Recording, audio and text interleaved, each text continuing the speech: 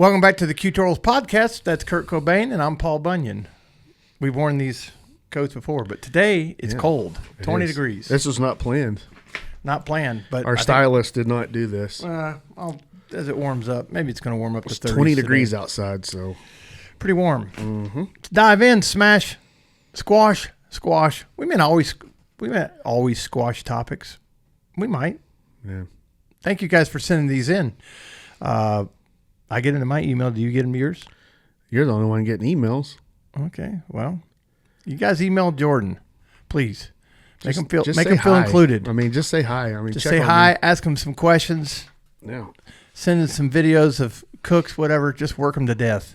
All right. First question on the board today. What is the right amount of time to let a brisket rest? Good question.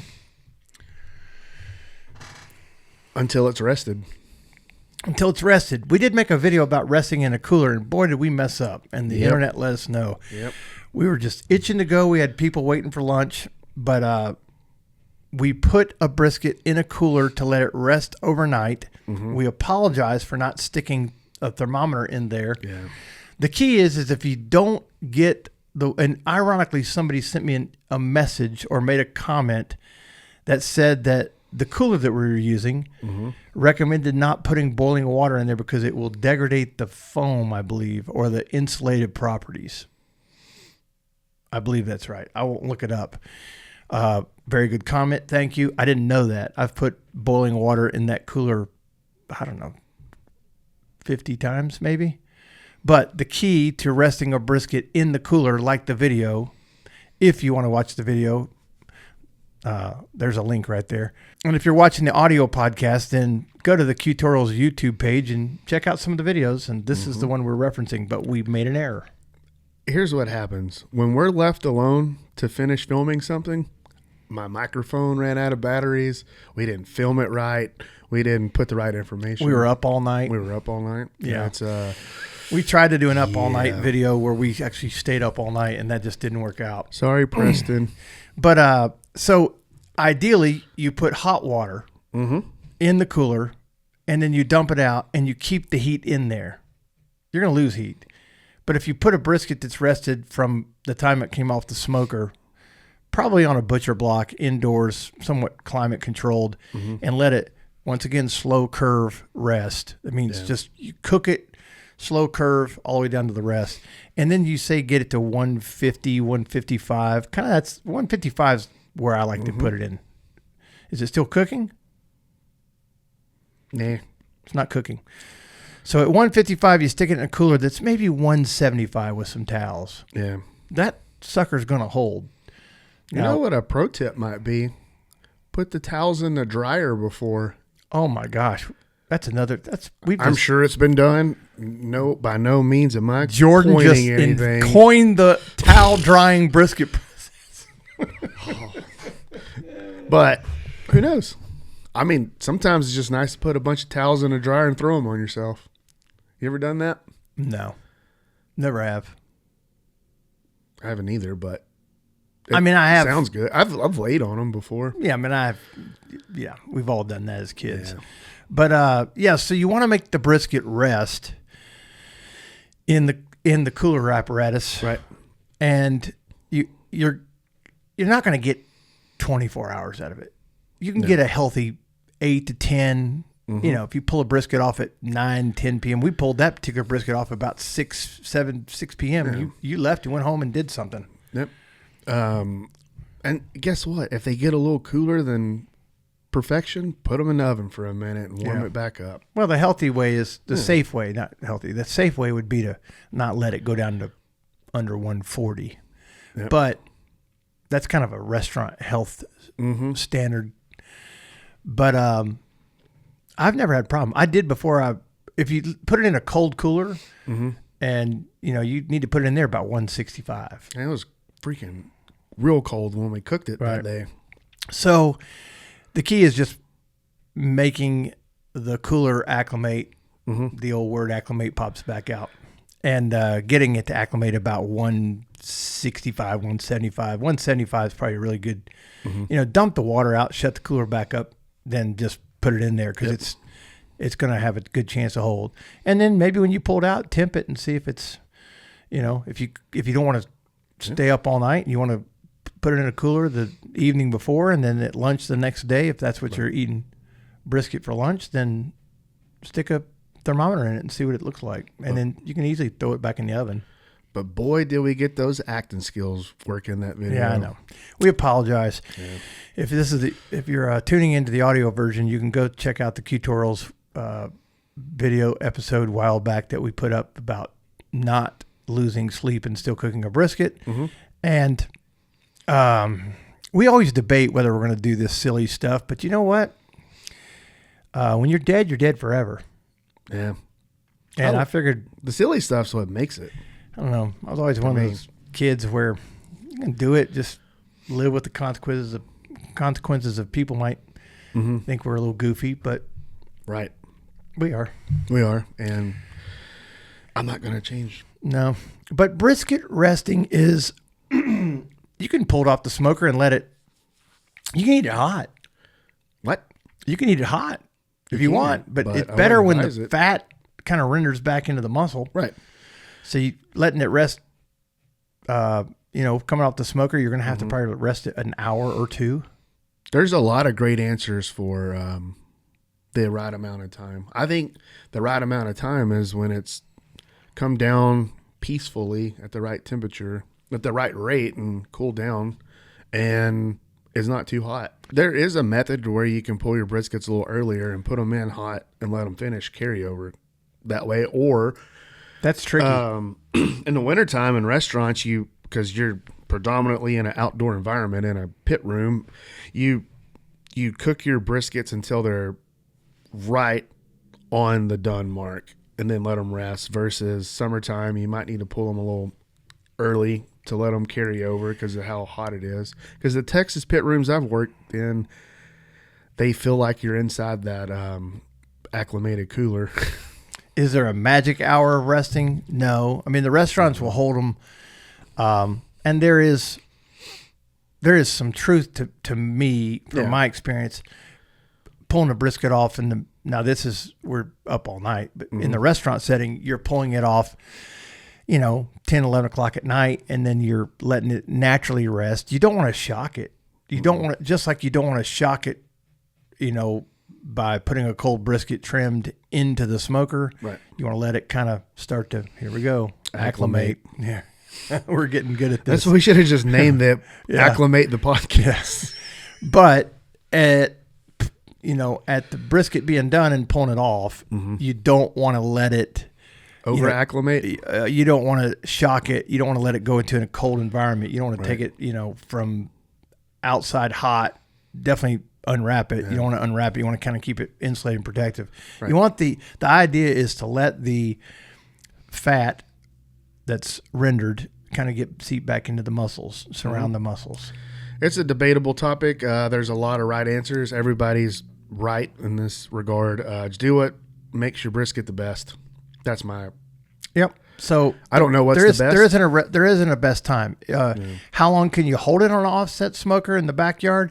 You can probably hold it for 8 to 10 hours in a nice cool, one of the name brand coolers that you can trust. It's going to hold it. If they can hold beer ice in one of those coolers for a week, you can hold brisket, and then just temp it when you get it out. Thanks for letting me introduce you to the highly coveted Workhorse Pits Offset Smoker. It's a premium offset smoker that's been shipped across the globe since 2019. We build 3 different models, the 1957, the 1969, and our largest, the 1975. All 3 come on casters or a wagon package. You can also purchase the 1975 on a trailer. Find all of these smokers at workhorsepits.com. It's great barbecue we're after. All right, you got the next one. Is it a sign my smoker is not very good if the doors leak? That could be a little bit of a lengthy topic. But let's dive into it. I like this one. This comment came from somebody, actually, a direct message from somebody that has a big box store smoker. They're about 5 millimeters. They're not much thicker steel than this paper. Right. And he was worried that You couldn't cook on it, which you can. You can cook on it. It's just the tools of the trade can become really good and help a pit master or a pit cook, and they can also cause you to have to work harder, right, and be better. A guy like you could probably take one of those big box cookers and cook a great brisket. You probably would curse a few times, but you could get it done. I mean, I'll curse on a regular one. Yeah, but the smoker design itself is something that is. I don't even want to talk about this because I'm just afraid of the backlash. But I'm willing to put myself on a limb. The smoker leaking is actually a good thing. The whole days of seeing the lava lock, I don't care what school of thought you come from. This is my scientific findings. Leaking allows the heat to be even in the pit, or not even as in within a degree, even-ish. If you got a 1,200 degree fire coal bed in your smoker, when you put wood on, it spikes up. But you're asking it to go, I mean, you're not asking it to go 1.5 miles. You're asking it to go 36, 42, 48 inches, maybe 60, and get us to 250, get us to 275, maybe 300. And to clarify, when you're saying you do want your pit to leak, that does not mean smoke's coming out. It means there's a little bit of pressure, pressure coming out. It's a small pressure. It's a low pressure vessel, so that's going to cause it to leak extraneous heat out. Right. And people have to grasp that. They have to understand that that's okay. Putting a lava lock around there seals everything down, and the heat has nowhere to escape other than the stack. It's not good. And you're going to have real bumpy ride on that cook. Well, there's 2 reasons why your pit will leak smoke out the doors. One, your pit's not hot enough and the stack's not hot enough, and you're acclimating the steel. That's 3. And 2, on a windier day, the wind can blow across the stack and kind of puff it out the back of the firebox. It can also get in and cause some cold spots. Yeah, I mean, that's nothing. It's not like a in the pit design. That's just if wind's 20 miles an hour and does that, it's going to do it at all the pits, and I've seen it do it on all of them. So yeah, about 6, 7, 8 years ago, we built a pit for a guy, did some custom work on a primitive, which we don't do because we know we got the environment right.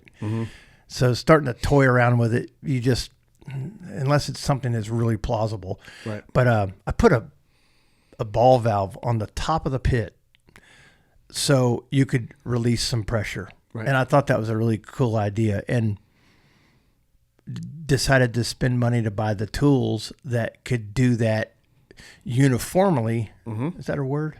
It is now. Along the doors. So, I've made a few TikToks about what we do the workhorse. We take the door off once we cut it out, and we put it in a roller and re-roll it, and then we kind of press it to where we have across the top. Recent comment might be in the pile. Maybe not, but is the door leak better on the top, better on the sides? Well, I'd say the top, because the heat rises. The heat rises. You want it to kind of slip out. And if you start cooking and you burn a fire and you have a starting fire and you try to put a brisket in or anything, smoking barbecue, in an offset in the first 30 minutes, you're doomed because you don't have a cold bed of stuff. And that vessel's not hot. It's not pressurized. But it's going to leak no matter what you're smoking on. I don't care if it's a Rolls Royce of offset smokers until you get pressure built up. And if you don't have pressure built up the first 30 or 45 minutes, you're going to see smoke leaking out. And then when you get pressure and it's drawing. Everywhere I've ever worked, your first cook of the week, if you're not open 7 days a week, say you're open 5 or 6, there's always a day or 2 of not having the pits going. The first cook of the week is always the weirdest one because your pits were cool when you started, and then you got to let them heat up, and then it always seems like the second cook of the week is when everything starts to gel. Yeah. Not that you make bad briskets or anything. It just, the cooks are different. Especially in the winter. Right.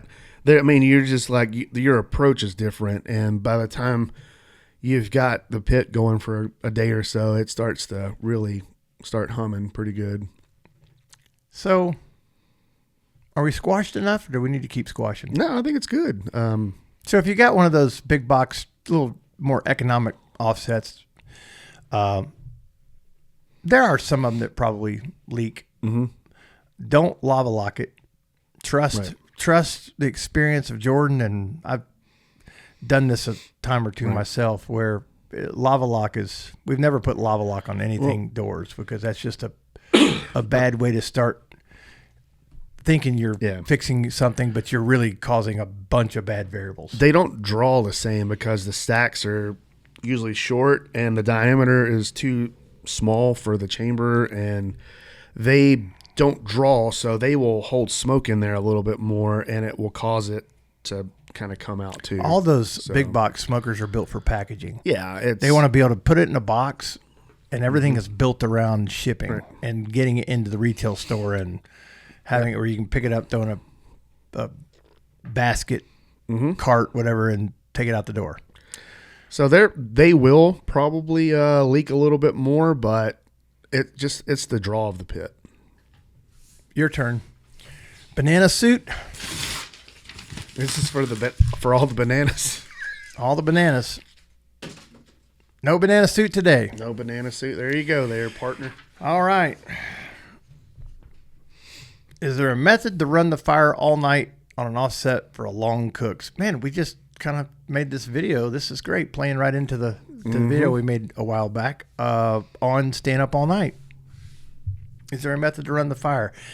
Cold smoking is a method, but I'm not a fan of cold smoking. There's restaurants. I know some Central Texas barbecue restaurants that cold smoke, which is basically you get a really big coal bed at night. Yeah.